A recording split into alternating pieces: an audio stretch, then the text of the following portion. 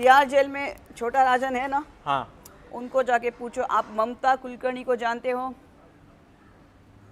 कभी जीवन में उसने फ़ोन किया किसी गधे के लिए? मुझे अच्छा लगा, मीठा आदमी, गुजराती आदमी है।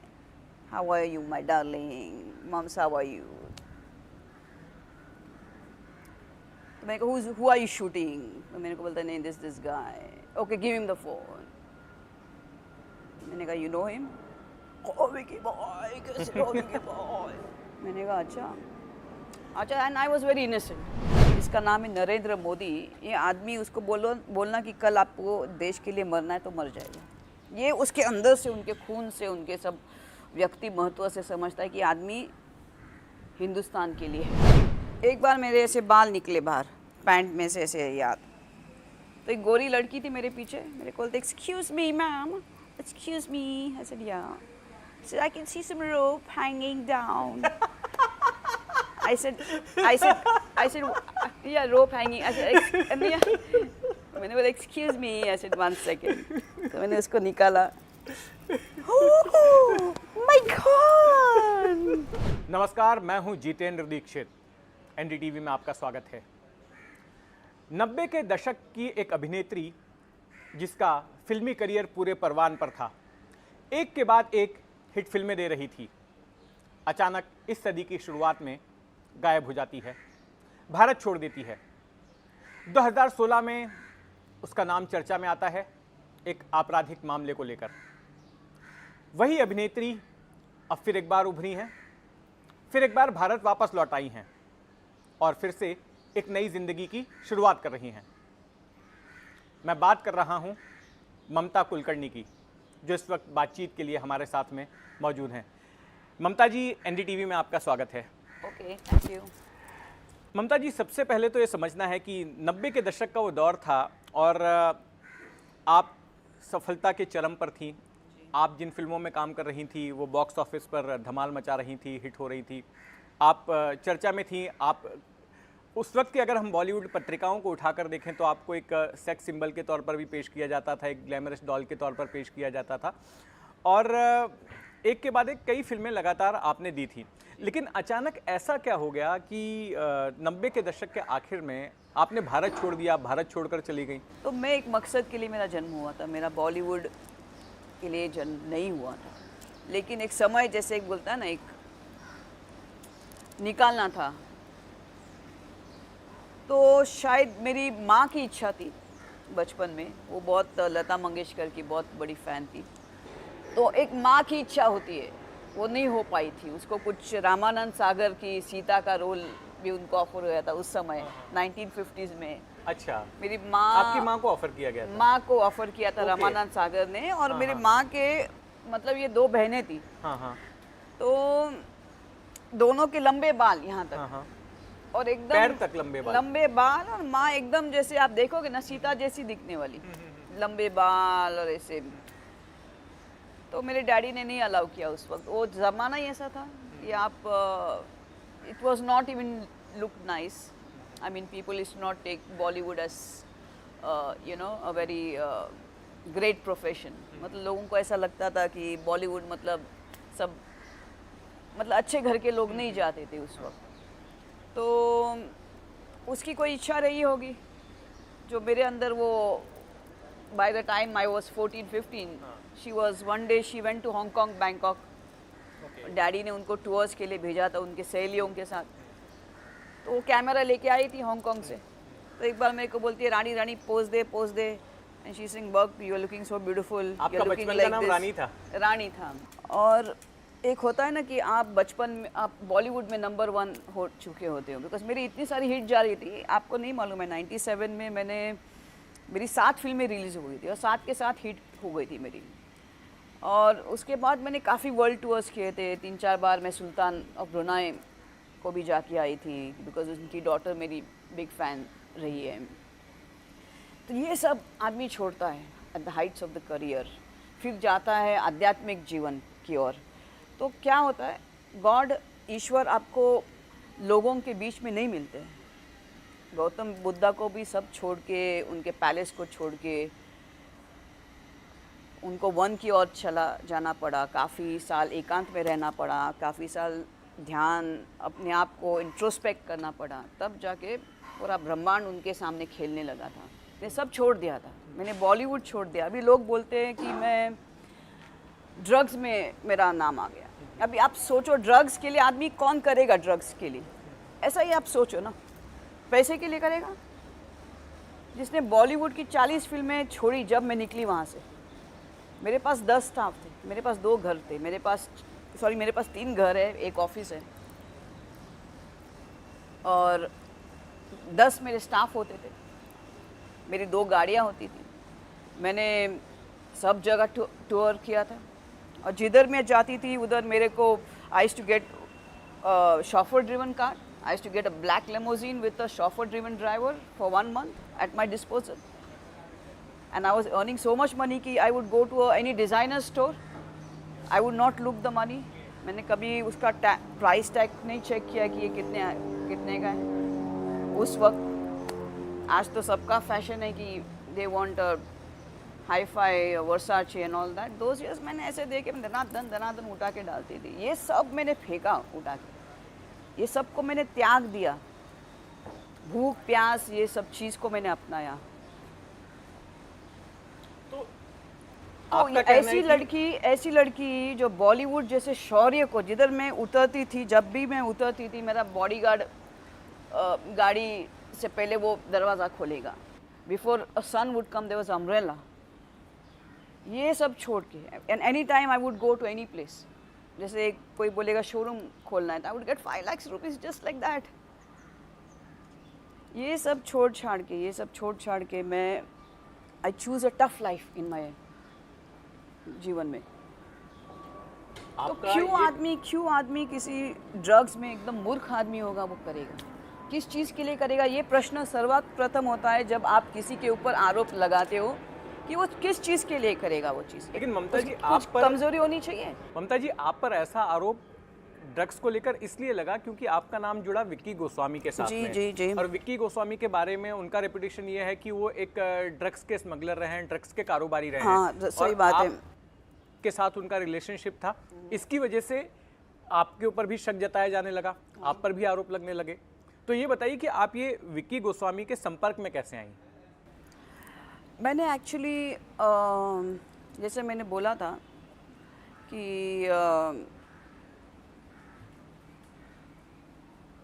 1996 के आसपास वो मेरे संपर्क में आ गए थे और सब जगह मेरे लिए ढूंढ रहे थे यहाँ वहाँ, बिकॉज काफ़ी इंडस्ट्री के लोग तब तक जा चुके थे वहाँ पे। वहाँ पे मतलब कहाँ? दुबई में जा चुके। सब बॉलीवुड गई थी, सबको मालूम है। उसके होटल ओपनिंग्स होते थे, उनके क्या क्या होते थे, उनके होटल्स थे, उनके साउथ अफ्रीका में इनके कसिनोस होते थे विक्की गोस्वामी के, और उनके प्राइवेट जेट्स होते थे। तो शूटिंग्स के लिए वहाँ पे काफ़ी लोग जाते थे उनके घर में, उनके साउथ अफ्रीका में, उनके दुबई में। आधी से ज़्यादा डजन इंडस्ट्री अपनी वहाँ पहुँच गई थी, मैं सबसे लास्ट गई थी वहाँ पे। और तो इन्होंने एक ऐसे बिजनेसमैन के तौर पर आपको आपके सामने खुद को प्रेजेंट किया था। क्या हो गया फिर, काफ़ी लोगों के आसपास मेरे जीवन में एक नया सेक्रेटरी आ गया था, मेरा ओल्ड सेक्रेटरी, और मेरा कुछ अनबन हो गया था। तो नया आ गया, नए को फट से फ़ोन गया कि मुझे इसको मिलना है, ममता कुलकर्णी को।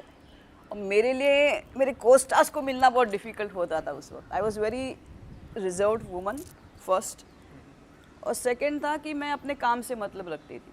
तो मेरे लिए इवन मेरे कोस्टार्स को संपर्क मेरे से करने के लिए बहुत they had to take a struggle.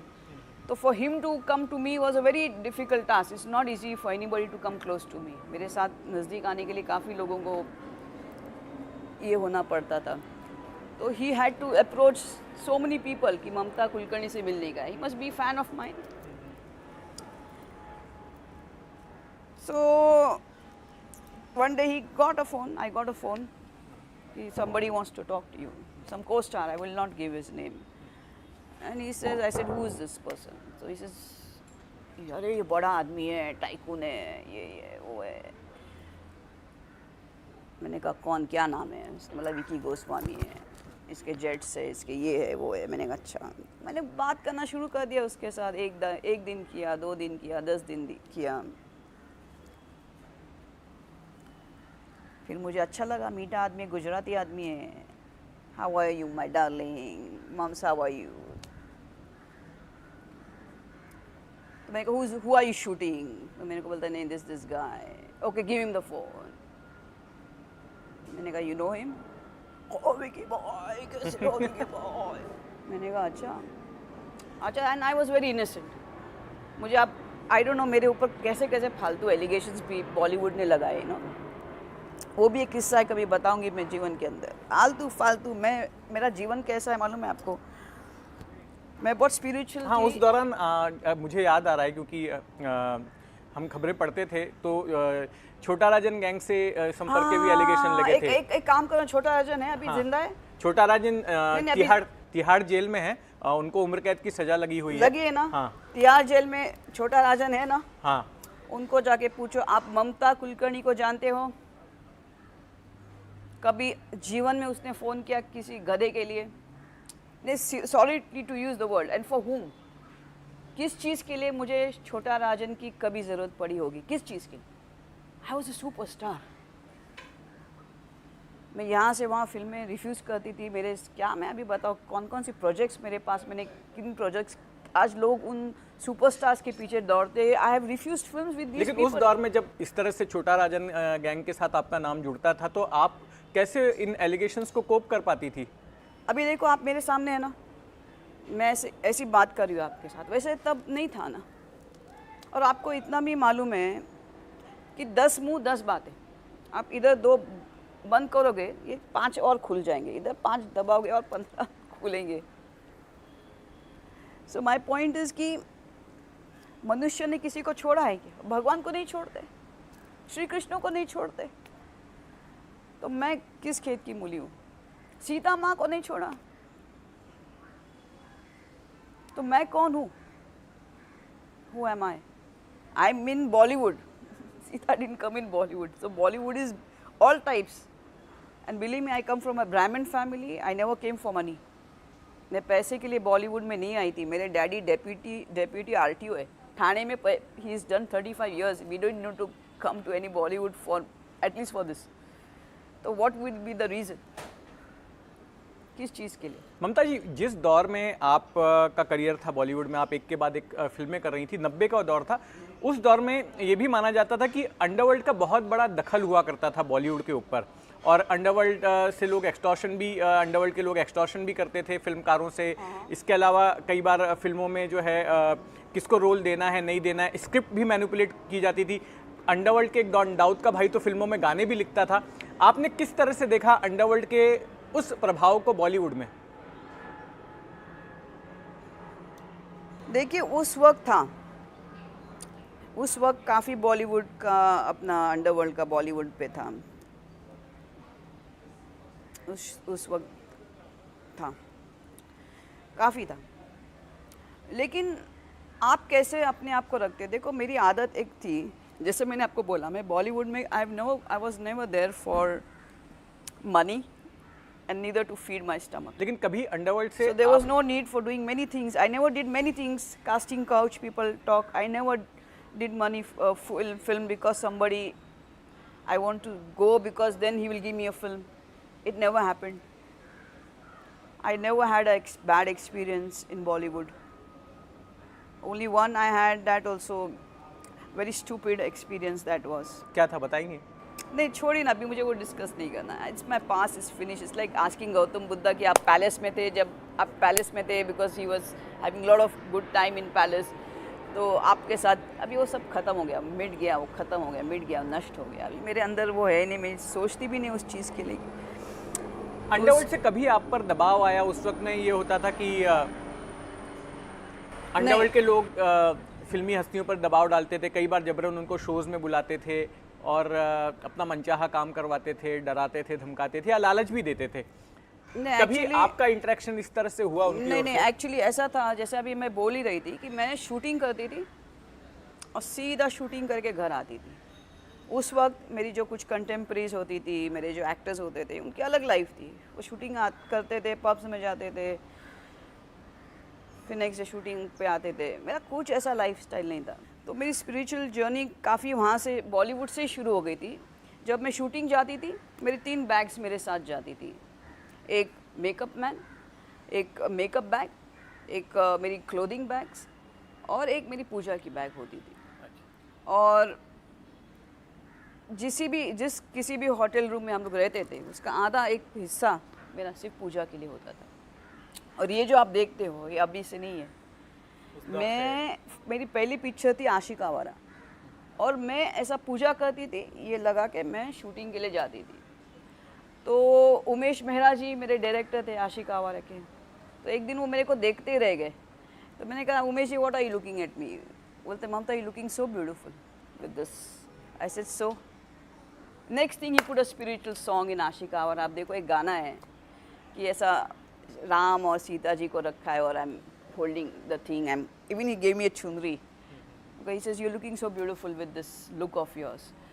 तो हमेशा मैं ये लगा कि अब भी लोगों का फैड चल रहा है, मैं हम लोग बीजेपी है, हम सनातन है, टड़ांग नहीं। वो मैं पूजा करती थी, मैं ऐसा एक लगा के ऐसा गुड लक कि मेरी शूटिंग सही जाए, you know. I would take blessings from gods, my gurus and everything उस वक्त, और मैं निकलती थी शूटिंग के लिए।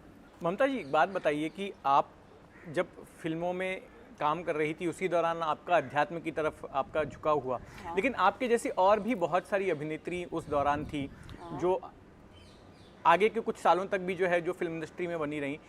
मुझे ये समझना है कि उस दौरान बहुत सारे ऐसे जो है एलिगेशंस लगते थे कि बहुत सारी ऐसी अभिनेत्रियों को अंडरवर्ल्ड के लोग बुलाते थे, दुबई में बुलाते थे, शारजा में बुलाते थे और उनके साथ में संपर्क में रहते थे और उनसे अपना मनचाहा करवाते थे। इन ऐसी बातों में कितनी सच्चाई है? क्या वाकई में ऐसा होता था क्या?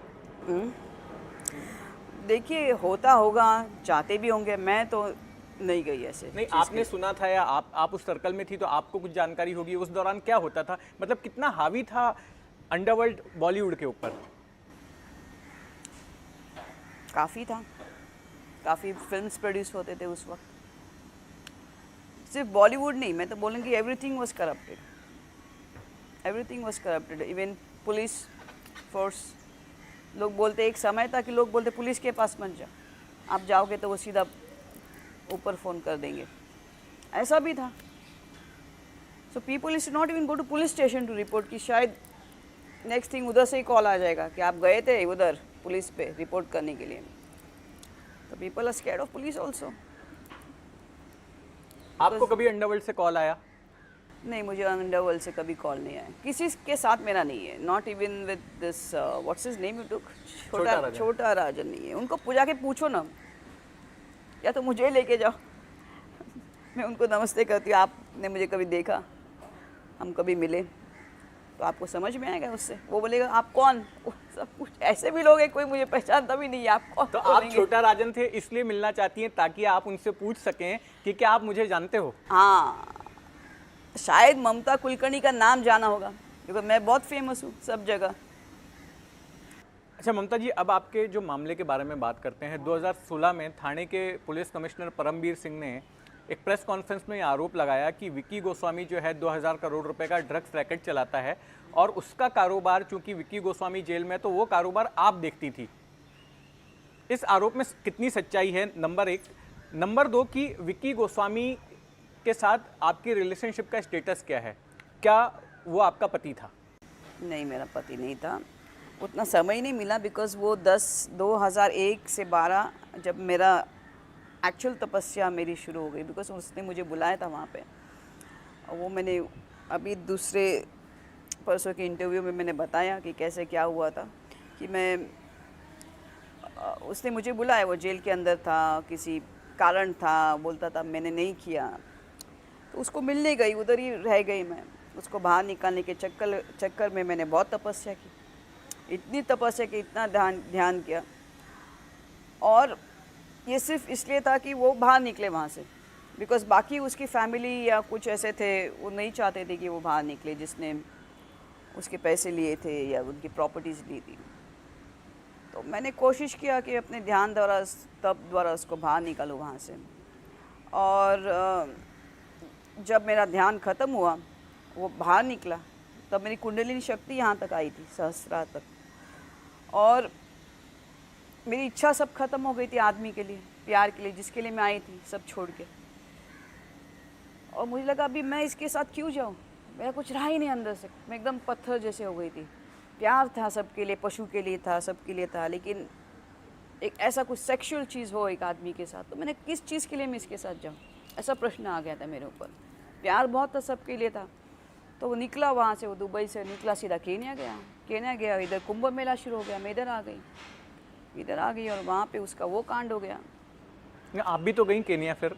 नहीं, मैं केन्या गई थी वहाँ पे, लेकिन वापस मेरा दुबई आना जाना रहता था ज़्यादातर।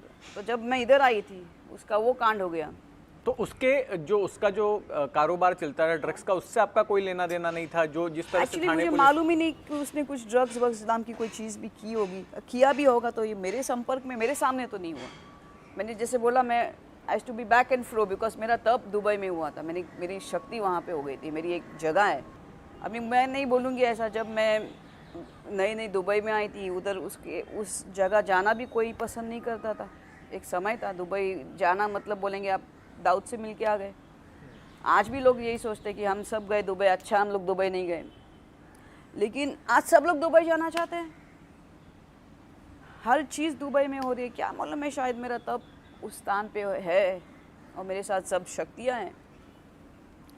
तो क्या ममता जी अब आपको वो चीज़ अभी आकर्षित लगती है, सब मुकेश अंबानी से लेके सबकी अभी वहाँ प्रॉपर्टीज़ हो गई है।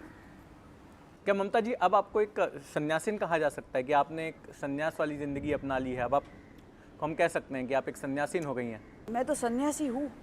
मुझे अभी किसी बॉलीवुड या किसी चीज़, अब मैं अपने आप को उस स्थिति में देखना भी नहीं पसंद करूँगी ना, मुझे अभी होगा वो चीज़।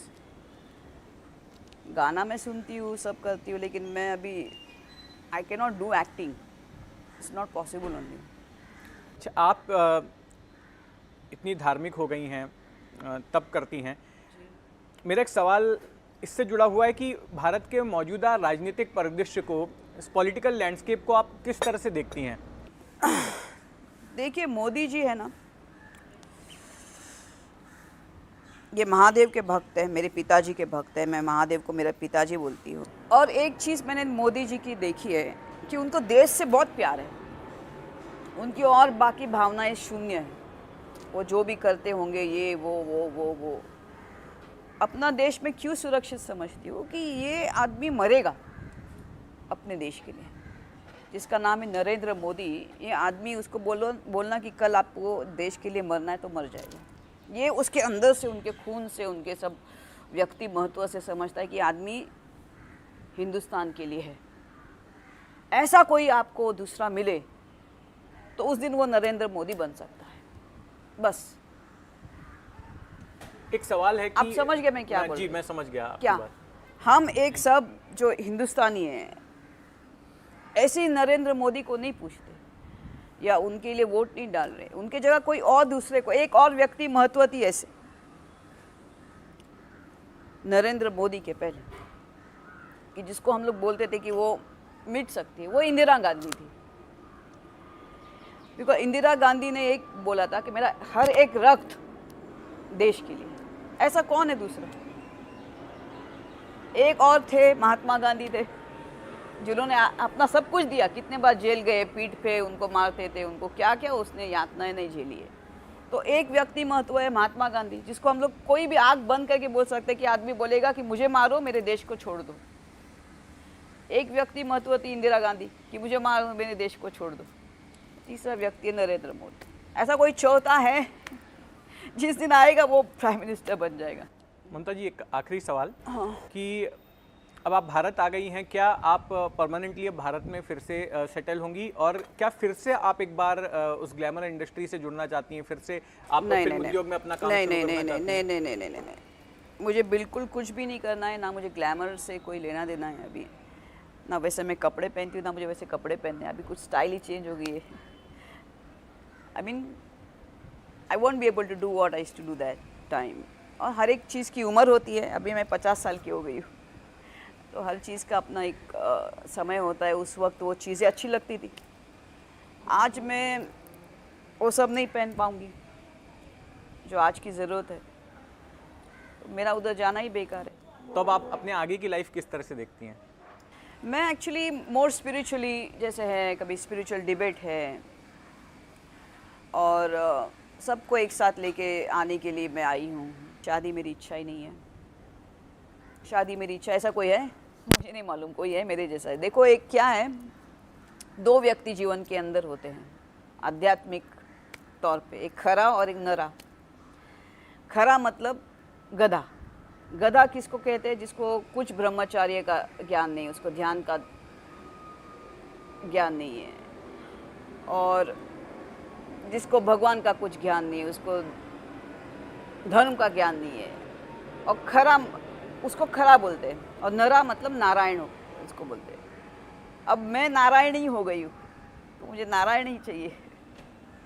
मैं आम आदमी के साथ बैठ के क्या बात करूँगी? बॉलीवुड्स, मैंने कितने साल हो गए मैंने बॉलीवुड पिक्चर देखी नहीं है।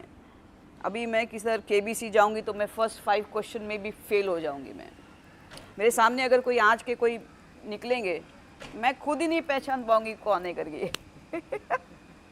कसम से मैं बोलती हूँ। And I didn't want to present myself in this way anywhere, because इसकी भी अपनी एक रिएक्शंस होती है सब जगह। तो एक बार मेरे ऐसे बाल निकले बाहर पैंट में से ऐसे याद, तो एक गोरी लड़की थी मेरे पीछे, मेरे को बोलते excuse me ma'am, excuse me. I said या, said I can see some rope hanging down. I said yeah, rope hanging. I said and yeah, मैंने बोला excuse me. I said 1 second. तो मैंने उसको निकाला. Oh my God! I said ma'am, it's not rope, it's my hair. और काफ़ी होता था ये, स्पेशली अरब्स ना, लेडीज़ है, उनको ये लंबे बाल बहुत उनको शौक है होते हैं। ममता जी, बहुत शुक्रिया, आपने एनडीटीवी के लिए समय निकाला और अपनी कहानी सुनाई कि किस तरह से आप एक सफल अभिनेत्री से सन्यासिन बनी। Yes. बहुत बहुत धन्यवाद। Okay, thank you. Cameraman Mahesh हलवाई के साथ जितेंद्र दीक्षित, एनडीटीवी, मुंबई।